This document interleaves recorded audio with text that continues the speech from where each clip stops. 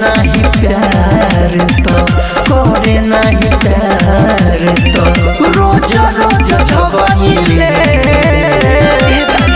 पियावा के पोल पो ओला दुनु रगड़िले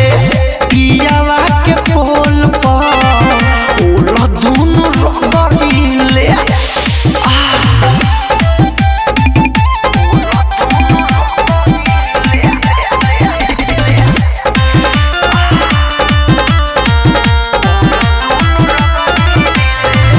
अतना मन करे जतना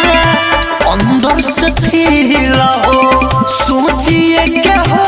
जाला लहंगा हमरा गीला हो अतना मन करे जतना अंदर से फील हो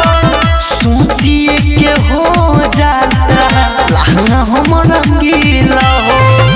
बैठ जानी जान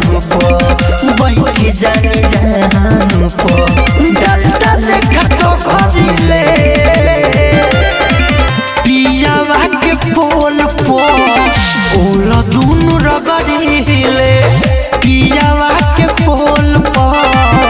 ओला दुनु रगड़िले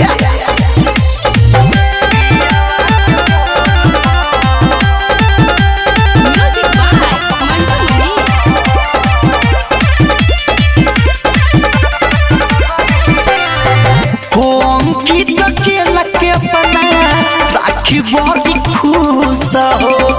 रोज पियावल करी निमुआ के जूस हो ए दादा होम की तो के लगे अपना राखी बड़ी खुश हो रोज रोज पियावल करी निमुआ के जूस हो राइटर मिथलेश पूछे राइटर मिथलेश पूछे तो पियावा के पोल पो ओला दुनु रगड़िले पियावा के पोल पो ओला दुनु रगड़िले श्वेता डिजिटल रिकॉर्डिंग स्टूडियो चिरैया।